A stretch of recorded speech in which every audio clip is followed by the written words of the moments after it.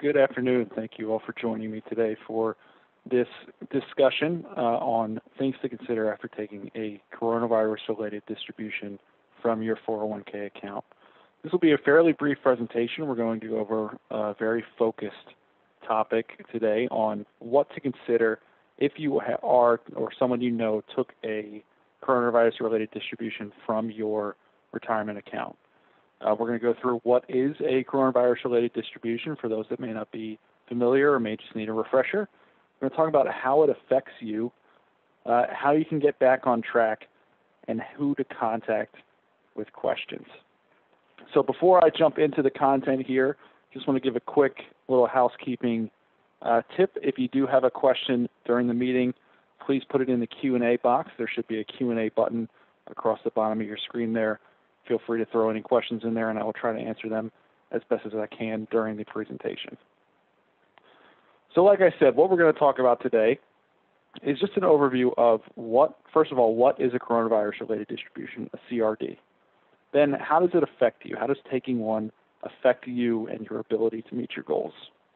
How can you get back on track? And who to contact with questions, where to go for help.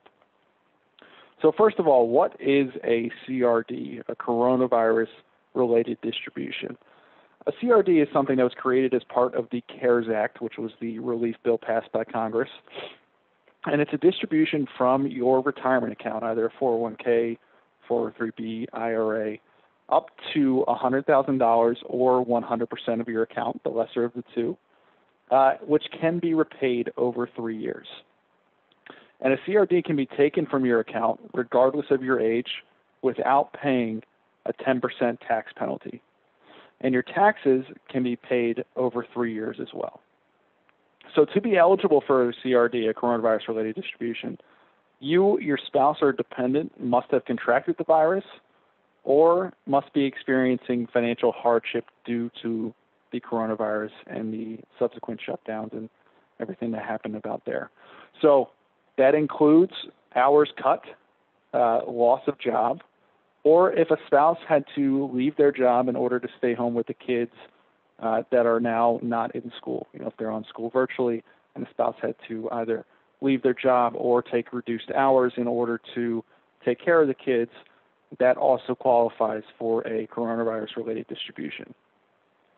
So the question down there at the bottom is an important one. Is it a good idea to take this? And the answer is, it could be. It really should be an option of last resort. The goal is for that money in your retirement plan to be invested for a very long period of time. It's money that should be there as a pool of money for you in retirement to draw from to replace your income when you do hit that age that you want to retire. So to take a distribution, you typically have to sell investments, which means, in the case of coronavirus, selling when the market is down. And, you can, it's very important to consider all of these things before you take that distribution. Now, that being said, they are there for a reason. This coronavirus-related distribution was created because people are experiencing significant financial hardship. People were having a very hard time. They were losing jobs. They were losing hours. They were losing income. And so they needed an option to fill the gap. And so this was created for that. So if you were in that situation and you took one of these distributions, that is perfectly fine. That is what it's there for. It's there for you to use if you were to need it. But now that you have taken one, if you were somebody that ended up needing to take a coronavirus-related distribution, it's important to know how it affects you. What is this going to do this year from a tax standpoint and other standpoint, and how do we get back on track now that we've taken one? And I did have a question come into the Q&A that I'll address here before I move on. Aren't spousal-owned small businesses that had losses also a reason for this distribution? I believe so, yes, that also qualifies as a reason for this distribution because that would qualify as financial hardship. It's a fairly broad definition, and it's a self-certification process for this distribution. So it's kind of up to you to tell the IRS why you took the distribution, what hardship you were experiencing in order to qualify for that distribution. So let's talk about how a CRD, a coronavirus-related distribution, affects you. And we're really going to talk about this on the basis of 3 topics. We're going to talk about eligibility for social assistance programs and Medicare premiums, things like that. We're going to talk about taxes and how your taxes may be affected over the next 3 years, and your ability to meet your retirement goals.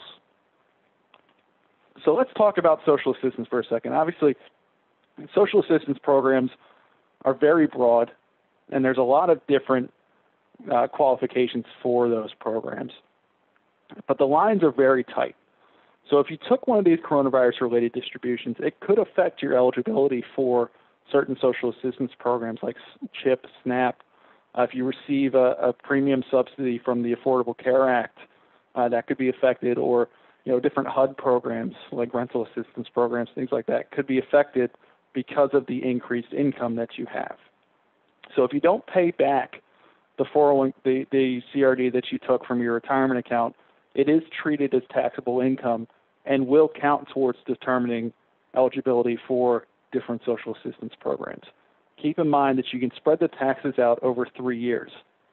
So doing that could help mitigate some of these issues. If you didn't take a large distribution, or spreading out maybe a larger distribution over 3 years, could help keep you under the line for some of these different programs. Depending on the amount of distribution and your income, you could experience some changes in your eligibility. Otherwise, you might not get certain benefits that you did receive, or you might get lower benefits because you have higher income and higher assets. Keep in mind that programs like SNAP also have asset tests. So if you did take a coronavirus-related distribution and still have some in your account, in your bank account or something like that, that could qualify, that could be counted as an asset test for benefits like SNAP and could potentially affect your eligibility for that program. So if possible, if you do have leftover distribution, if you didn't use it all, if you took it but you didn't end up needing it, repay it into your 401k or your retirement plan. You are able to do that. That's part of the provisions of this coronavirus-related distribution, is that you can repay it to your retirement account. And that should help you avoid some of these issues. So if you have that money left over, put it back into the plan. Because when you do that, not only do you not then have that asset that meets the asset test, but you also do not have to pay taxes on it, so that erases it from your taxable income, and therefore you might not have these issues with eligibility for the social assistance programs. Likewise, Medicare is also Medicare premiums, specifically Part B premiums, are based on modified adjusted gross income in what we call IRMA brackets. So IRMA brackets determine how much you're going to pay in Part B premiums for Medicare. So if you took a coronavirus-related distribution, that will be added to your modified adjusted gross income for IRMA calculations for the purposes of determining how much you're going to pay for Medicare Part B. So if you took a coronavirus-related distribution, you might see your Medicare premiums go up in 2 years. Keep in mind that these brackets, as you see there on the chart, they're determined using the 2 years prior income federal tax returns. So 2 years from now, you may see an increase in your Medicare Part B premiums depending on how much you took in a coronavirus-related distribution, whether or not you paid it back, and how much in taxes and additional income that included and that provided for you for the purposes of modified adjusted gross income. So from that standpoint, from the social assistance program standpoint and the Medicare standpoint, there are some real impacts that the coronavirus-related distribution could have on your ability to afford these programs. In the case of Medicare, it could increase your Part B premiums. Or if you receive social assistance, it could affect your eligibility for social assistance programs. So it's important, if you have leftover coronavirus-related distribution, pay it back into your retirement account. That's definitely something that you should consider doing if you do have that leftover and you're able to do that. It would make a lot of this stuff much better for you. There are also tax consequences to the coronavirus-related distribution. So Again, if you took the CRD, you have to report it as income on your tax return. The provisions of the distribution allow you to report the income evenly over 3 years. If you repay the CRD either partly or in full, you're not required to pay taxes on the repaid amount as long as you repay it within the 3 years. You can only repay it within the 3 years. If you've paid taxes on the distribution, a third of the distribution, and then you pay the full amount back, you can get a tax refund for the amount that you paid. You just have to go back and modify your tax filing for that year. So, for example, if you took a distribution and you paid 1/3 of the taxes in 2020, and then you repay the full coronavirus-related distribution in 2021, you can go back and modify your 2020 tax returns to remove that reported income and potentially get a tax refund back of the additional tax that you paid. Keep in mind there is no 10% withdrawal penalty. So even if you're under 59.5, the 10% penalty that would typically apply for the distribution from a retirement account does not apply to a coronavirus-related distribution. And there's no 20% withholding requirement. So normally when you take a distribution from a employer retirement plan, they're required to withhold 20% for taxes of that distribution. For the coronavirus-related distributions, that is waived. So let's just look at a quick illustration of what that looks like. So if you were, so let's say you took a $15,000 coronavirus-related distribution in 2020, your taxes over the next 3 years are going to look like this. You're going to have $5,000 of reported income in 2020, $5,000 in 2021, and $5,000 in 2022. So that's going to be added to your taxable income for the year. So that's what you would report on your tax return. And to report the CRD, it's going to be reported in two places. It's on a normal income tax filing, so just on your normal 1040, and then also using the Form 8915E, which the IRS is releasing for tax time. Any repayments of the coronavirus-related distribution will also be reported on that Form 8915E. Now, you can choose whether to report the income over 3 years, or if you want to, you can waive that 3-year reporting and report the full distribution in 2020. What you can't do is wait and report the distribution in 2022 to pay taxes on it then. You have to report it either a third in 2020 or the full thing in 2020. And so really to decide which filing method to use, it really depends on the size of your distribution and your tax situation. In some cases, it might be more beneficial to just report the full thing in 2020, assuming that maybe your income goes up in 2021 and 2022, and maybe you don't have as much income in 2020 because, say, you lost your job early in the year. It could be advantageous for you to report that all in 2020. Whereas if you have a more stable income situation or your tax bracket's a little bit higher, it may be more advantageous to spread it out over 3 years. Keep in mind, again, that if you eat, regardless of whether or not you decide to report it all in 2020 or spread it out over 3 years, you're still able to recontribute the distribution within the 3-year period. So if you decided to report all of the tax liability in 2020 and then repay the distribution in 2022, you could, again, go back and modify your 2020 tax filing to report that.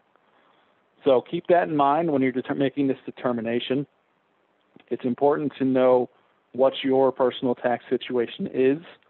I would highly recommend talking with a tax professional if you did take one of these distributions when you're filing your taxes for the year, because it can be fairly complicated, and it's a new form, new provision.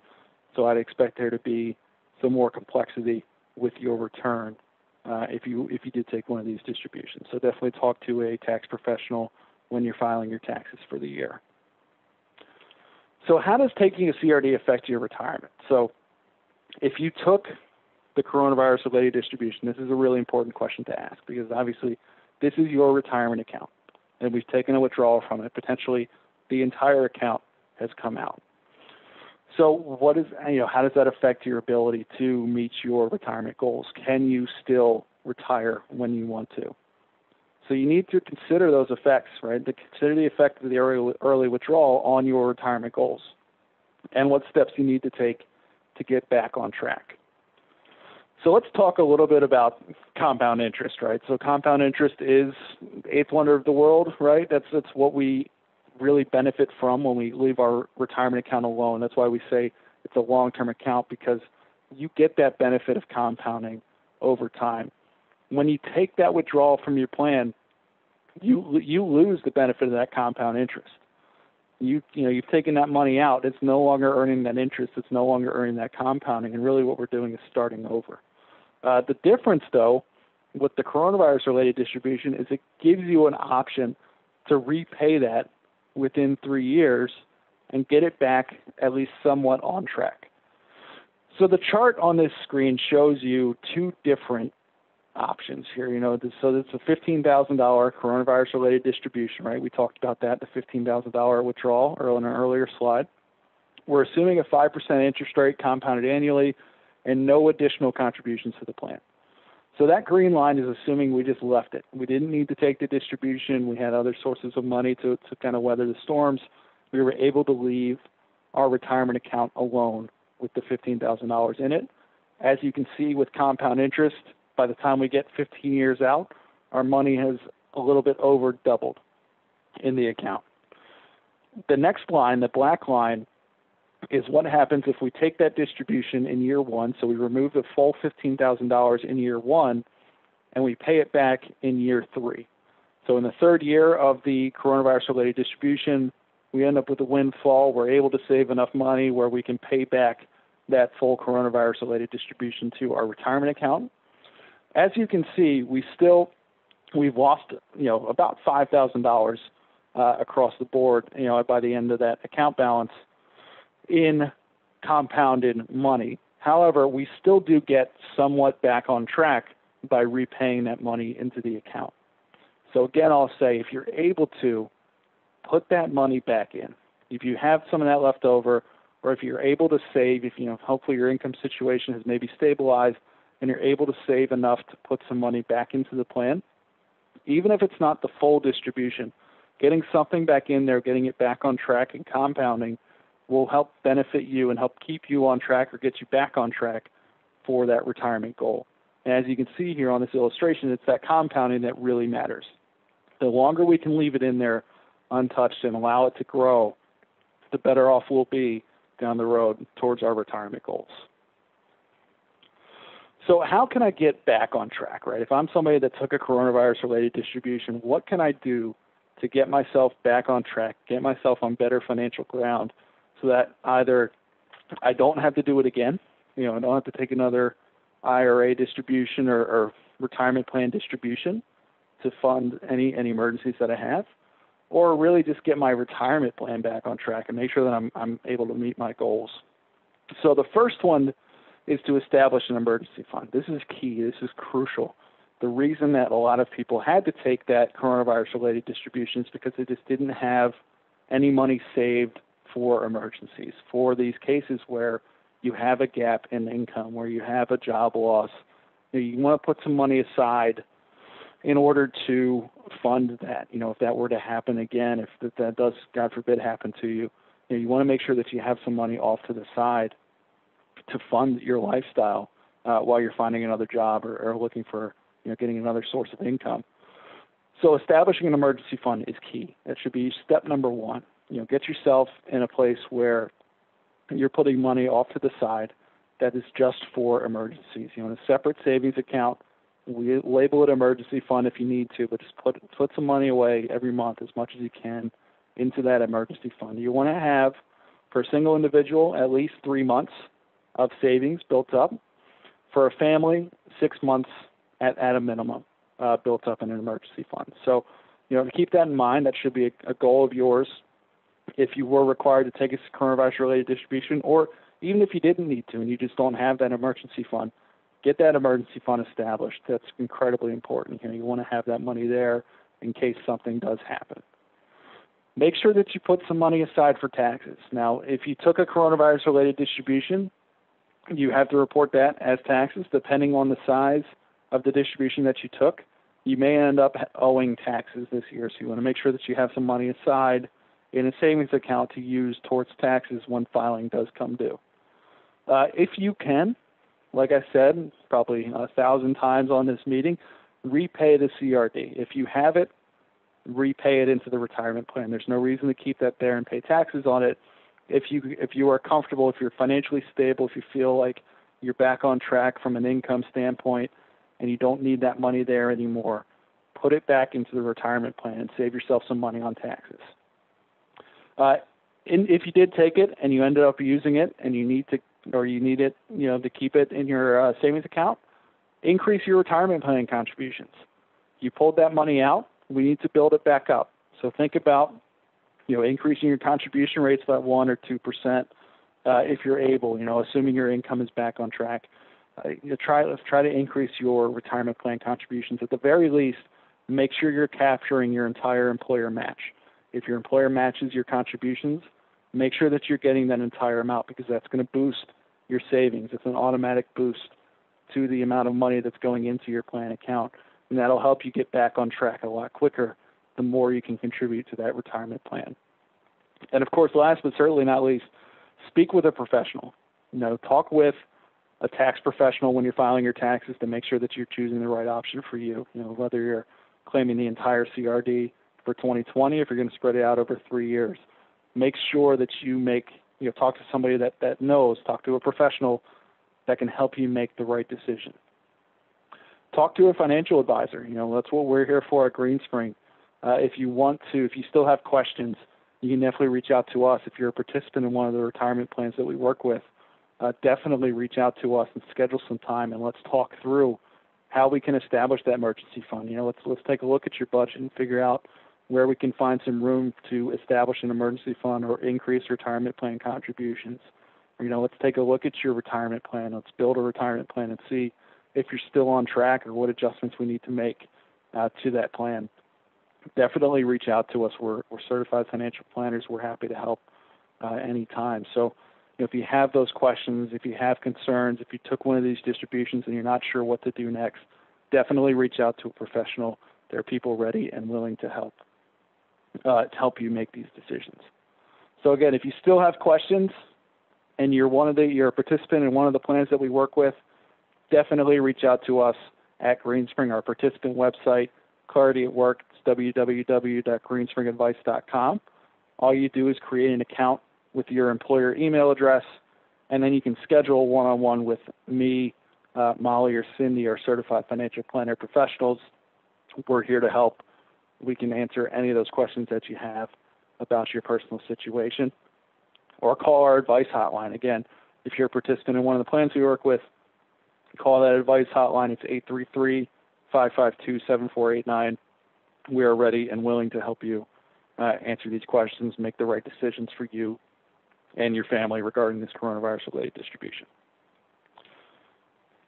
So I want to thank everybody for joining today, for watching this, for listening, for giving me the time. I hope that you found this to be informative regarding the coronavirus-related distributions and some steps that you could take in order to get yourself on the right track if you did need to take one of those. Again, if you have questions, contact information was on the previous slide. Recording of this will be made available as well. Thank you again for the time, and I hope everybody has a good rest of their day.